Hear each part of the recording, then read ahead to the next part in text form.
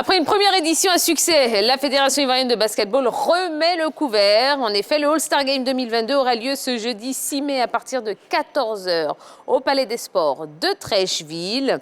Une journée est dédiée à la célébration des meilleurs performeurs de la saison régulière. Et à 48 heures de cet événement, eh bien, nous recevons sur le plateau Patrick Guité, membre du service communication de la FIBB. Eh bien, il va nous donner un petit peu plus d'informations.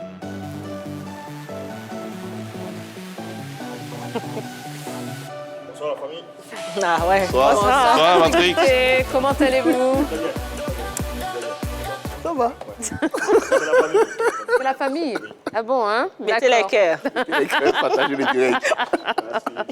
Oui, Henri Jo, vous vouliez parler du championnat qui est super attrayant. Bien évidemment, il faut savoir qu'à la mi-saison, à l'intersaison, quand même, il y a eu beaucoup de transferts qui ont été effectués ça et là, ce qui a permis quand même à notre championnat d'avoir un très très bon niveau avec des matchs très serrés. J'en veux pour preuve le match entre l'équipe de l'ABC et celle de la JCA qui a drainé du monde et surtout qui a produit du bon spectacle. Donc voilà, ça promet, puisque quand on a de très bons joueurs dans un championnat, forcément les All-Star Games qui vont arriver seront attrayant et ça sera explosif. D'accord. Bon, allez, là, on vous entend bien. Là, Bon, c'est la pourquoi confirmation. elle n'était pas content de me voir parce que, voilà, on comprend pourquoi elle n'était pas content. Oui, mais Bon. Ah oui? ça s'explique. Il sait pourquoi je ne suis pas content, mais on va régler ça en off. D'accord, très bien. Est-ce que vous êtes fin prêt à 2 jours de ce All-Star Game? Ouais, prêt à accueillir donc, le monde du basketball, prêt à accueillir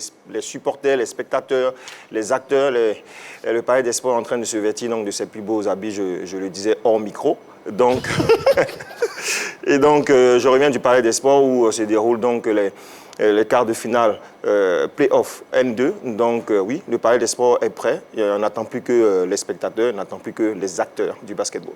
Alors, on sait qu'en NBA, c'est la référence en ce qui concerne les All-Star Games. Oui. Aujourd'hui, les votes, il y a des votes pour pouvoir désigner les deux équipes. D'abord, les votes des capitaines. Oui. Ensuite, les votes pour les autres joueurs. Au niveau de la Côte d'Ivoire, comment ça s'est passé pour la désignation des deux équipes? Alors, nous sommes en Côte d'Ivoire. C'est vrai que nous essayons de copier la NBA, qui est la référence, mais on s'est appuyé sur les statistiques donc, des joueurs durant la saison régulière. Et donc, c'est la direction technique nationale qui s'est occupée à faire le tri et le choix des 24 meilleurs chez les hommes et les 20 meilleurs chez les dames. Donc, c'est comme ça que ça s'est passé au fur et à mesure. Vous savez, nous sommes à la 2e édition donc, de ce All-Star Game et au fur et à mesure que eh bien, cet événement-là se fera, ben, on essaiera de se rapprocher un tout petit peu eh bien, de ce qui se fait de mieux au monde, tout simplement. Ce sera comme l'année dernière, Abidjan face à l'intérieur du pays? Absolument, Abidjan face à l'intérieur du pays. Voilà. D'accord. Oui, alors, sur les 2 listes, on a constaté la présence de nouvelles recrues. Vous parliez tantôt des statistiques qui ont joué pour le choix des basketteurs pour ces All-Star Games. Est-ce que vous croyez que ces recrues-là ont rempli les critères pour pouvoir être sur ces différentes listes-là? Bon, je crois que... Par rapport à ceux qui ont joué la saison régulière jusqu'à maintenant. Absolument. Vous voulez parler des foreigners, donc des étrangers. Et quand vous parlez d'étrangers, ça rime forcément avec Patrick Tapé, avec Keon Jones, qui ont démontré de très belles choses lors de leur arrivée ici même en Côte d'Ivoire, surtout avec la JCA, qui ont démontré eh bien, qu'ils avaient la taille patron, qu'ils étaient des étoiles tout simplement. Et la direction technique nationale a décidé eh bien, de leur dérouler le tapis rouge pour leur permettre eh bien, de démontrer encore plus leur talent face à un public qui est très attentif et qui est très connaissant. Du coup, c'est plus marketing que sportif, le sport est marketing et il est sportif. Donc, sur ce coup, c'est plus marketing. Absolument, parce que le public réclame des stars, réclame des étoiles, réclame des performances, réclame des actions d'éclat. Et la fédération ne pouvait pas rester sourde à l'attente, donc à l'appel des spectateurs. Alors, quels sont les différents concours qui vont meubler ces All-Star Games? Alors, on ne va pas changer l'équipe qui gagne.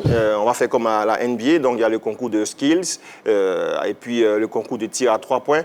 Et enfin, le concours de slam dunk qui va occuper ceux qui ont été, en tout cas, sélectionnés pour ces duels. Est-ce que justement on aura aussi les spectateurs qui vont participer à ces différents concours? Absolument. Comme la saison dernière, on va appeler les spectateurs à des shoots à mi-distance, donc des shoots depuis le middle shoot, comme on l'appelle, donc depuis le centre. Avec des lots à gagner. Absolument, avec des enveloppes. De nombreux lots. Dites-le. Non, c'est la surprise. Parce que vous savez, il y a certains qui ont été frustrés lors donc, du dernier show que la Fédération ivoirienne de basketball a donné, parce que certains sont repartis avec des PS5, sont repartis avec des bons d'achat. On va remettre tout ça au goût du jour et je suis sûr que les spectateurs repartiront avec de nombreux souvenirs. Alors, il y a récemment eu quand même des petites mésententes entre certains clubs et la Fédé sur des rapports de réunion. Et certains clubs même avaient décidé de ne plus participer aux activités de la Fédération, notamment les All-Star Games. Aujourd'hui, qu'en est-il? Est-ce que tout le monde a donné son OK pour participer? Tout le monde sera là, je vous rassure. Tout le monde sera là parce que après cet incident-là, il y a eu une réunion pour remettre toutes les informations à niveau et tous les clubs seront bel et bien présents parce qu'ils ont donné leur accord. Ils participent même donc, au voting pour élire le meilleur coach de la saison régulière et également le meilleur arbitre de la saison régulière. Donc c'est pour vous dire que voilà, toute la famille du basketball est prête à participer à cette fête-là et à offrir ce spectacle à tous les amoureux de la balle au panier. Alors, par rapport aux listes, il y a la liste de la ville d'Abidjan et il y a la liste des villes de l'intérieur. Qu'est-ce qui justifie ce choix de ces noms-là? Alors, c'est un clin d'œil à l'intérieur du pays. C'est un encouragement, mais c'est également un défi qui est lancé à l'intérieur du pays par le président de la fédération qui, à terme, a envie que des clubs naissent, des clubs viennent de l'intérieur du pays, venir défier donc, ces équipes d'Abidjan. Et puis également, nous sommes dans une vaste campagne donc, de réhabilitation de terrain et bien de développement de basket de jeunes avec les ligues à l'intérieur du pays. Donc, c'est pour faire également la promotion de ce travail qui est fait et pour saluer donc, tous ces présidents de ligues qui font mains et pieds pour permettre au basketball de revivre à l'intérieur du pays. Est-ce qu'il y aura des convois par rapport aux villes de l'intérieur pour venir assister à ces All-Stars? Vous savez, toutes les ligues sont invitées. L'année dernière, les ligues étaient là. Donc, elles seront également là pour cette édition du All-Star Game. Est-ce qu'un jour, on pourra voir les All-Star Games se dérouler hors d'Abidjan? Vous savez, là, vous nous posez une question qui a trait forcément au développement des infrastructures sportives.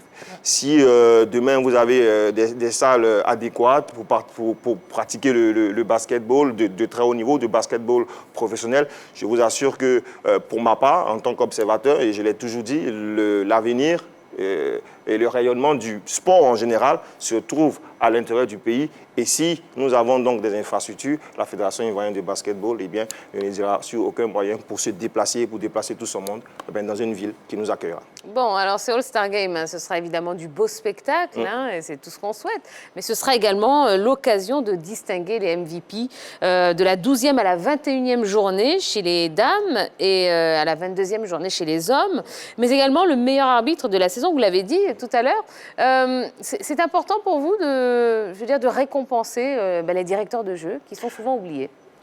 Voilà, vous l'avez dit, ils sont souvent oubliés, et ils nous l'ont dit également. Et donc, c'est une manière également de les valoriser, de valoriser leur travail, de valoriser le secteur d'activité qu'ils ont choisi pour pouvoir apporter leur pierre à l'édifice, donc de la construction et du développement du basketball. C'est important de les mettre en avant parce que très souvent, ce sont les étoiles, donc les All-Stars qui sont beaucoup plus devant, pas ceux qui sont en griffe et en guillemets les maîtres de jeu. Et la Fédération a voulu leur faire un clin d'œil en décernant, on va dire, un prix au meilleur d'entre eux. Mais au-delà de la personne, au-delà de l'arbitre qui sera désigné, c'est toute la corporation qui sera mise en avant. D'accord. Il y aura également des diplômes d'encouragement. Enfin, attendez, des diplômes d'encouragement, voilà, pour les athlètes. Absolument. Qui est concerné par ça? Bon, voilà, depuis la saison dernière, on a les meilleurs passeurs, les meilleurs marqueurs, c'est hommes et dames, meilleurs marqueurs, passeurs, MVP, rebondeurs. Mais cette saison, l'innovation, c'est qu'on aura le rookie. Le rookie, c'est le meilleur jeune et l'espoir, en hommes et en dames. Et également, on aura également les 5 majeurs. Les 5 majeurs de la saison régulière. Donc, il faut récompenser tous ceux pour faire comme une dream team de la N1, tout simplement. Et ils seront tous récompensés, ils seront tous distingués. Et je crois que toute la famille du basketball repartira avec le sourire au soir donc, du 26 mai 2022. D'accord. Bon, la question pour vous, les journalistes, est-ce que vous avez le sentiment que ce All-Star Game va rester vraiment dans les annales du basketball ivoirien? En d'autres termes, est-ce qu'on peut s'attendre vraiment à un spectacle de dingue, comme on dit? Bien évidemment, vous savez, ces All-Star Games, nous avons été habitués à plus les suivre au niveau de la NBA. Et surtout, avant chaque édition, on essaie de regarder un peu. Avant, au début, c'était plus la conférence Est contre la conférence Ouest. Mais on essayait de voir un peu dans chaque conférence qui étaient les meilleurs joueurs. Et en fonction de ça, on savait à quoi s'attendre lors de ces All-Star Games. Aujourd'hui, on parle de capitaines, c'est-à-dire des votings pour les capitaines. Et en fonction des capitaines aussi, en ce qui concerne les rivalités, il y a eu les rivalités James Durant, James Antetokounmpo, James Curry. Et on savait aussi à quoi s'attendre. Alors, pour faire un peu le lien avec notre championnat, cette saison, il y a eu quand même des arrivées. Et même avant ces joueurs-là, le basket ivoirien avait entamé un bon développement. Et du coup, avec l'arrivée de ces joueurs, on s'est dit que le niveau de jeu a augmenté. Voilà, et on s'attend forcément à voir quand même des étoiles pendant cette édition des All-Star Games. Donc, avec non seulement ce qui se faisait avant, qui était quand même du bon travail, et surtout avec ceux qui viennent d'arriver, qui quand même ne sont pas aussi des faits-valoir. On parle des Américains, on parle des Ivoiriens. Des Nigérians, des Congolais. Voilà, donc ça montre que non seulement on aura de très bons joueurs, mais aussi on aura des gestes spectaculaires. Parce que c'est ça aussi les All-Star Games. Voilà, un joueur qui peut quand même partir du point de lancer franc pour dunker, ça, c'est ce qu'on a envie de voir au All-Star Games. Un joueur qui peut envoyer une passe et derrière un alley-oop ou bien un bon flotteur, c'est ce qu'on a envie de voir au All-Star Game. Donc, quand vous avez de très bons joueurs dans un championnat, forcément, ces ans de retrouvailles, ça annonce explosive. Tiens, moi, je fais partie des personnes qui avaient vraiment apprécié la première édition des All-Star Games. C'était une innovation et on se disait, tiens, ça avait accroché. Il y avait les spectateurs étaient au rendez-vous, ils avaient pris part, ils avaient véritablement participé à ce All-Star Game. Et une deuxième édition montre que ce All-Star Game est en train de rentrer dans les mœurs des spectateurs du basketball. Et ça, c'est une bonne chose. Et on se dit, cette année, cette saison, avec le niveau qui a évolué au niveau de notre basketball, tiens, on se dit qu'on aura un spectacle. On aura quelque chose de magnifique, d'intéressant, de beau à voir, à découvrir, parce qu'on a vu quand même 4 grosses formations lutter pendant la saison régulière, qui nous ont montré de très bonnes choses, et voir les joueurs, les basketteurs de ces 4 grandes formations-là être dans 2 teams pour s'affronter, oui, je pense que ça va donner un cachet spécial, ça va donner une autre dimension à ce All-Star Game. Et moi, je ne doute pas un seul instant qu'on aura ce 26-là, j'ai envie de dire, un All-Star Game de waouh. Merci pour la talakou. Le public répondra présent avec assez de femmes parce que depuis l'arrivée des nouvelles recrues, il y a assez de dames du côté du Palais des Sports pour assister aux recrues. Non. Patrick, j'ai très entendu Patrick taper. Très bon. Du coup, Alvarez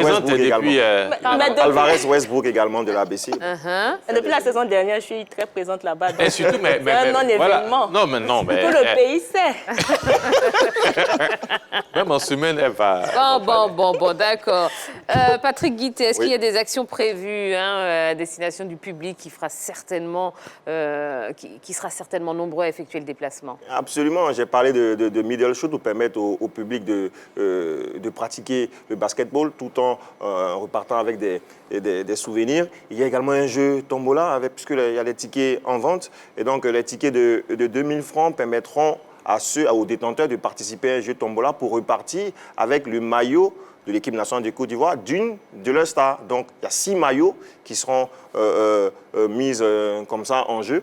Et qui permettront donc au public de repartir avec un maillot des éléphants et pour déjà penser à la fenêtre qui sera organisée ici les 1er, 2 et 3 juillet. Les sinon. Non, c'est une surprise. Voilà.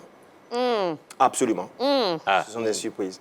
Mais on peut s'imaginer des noms, mais bon, on les découvrira. J'ai déjà 3 noms.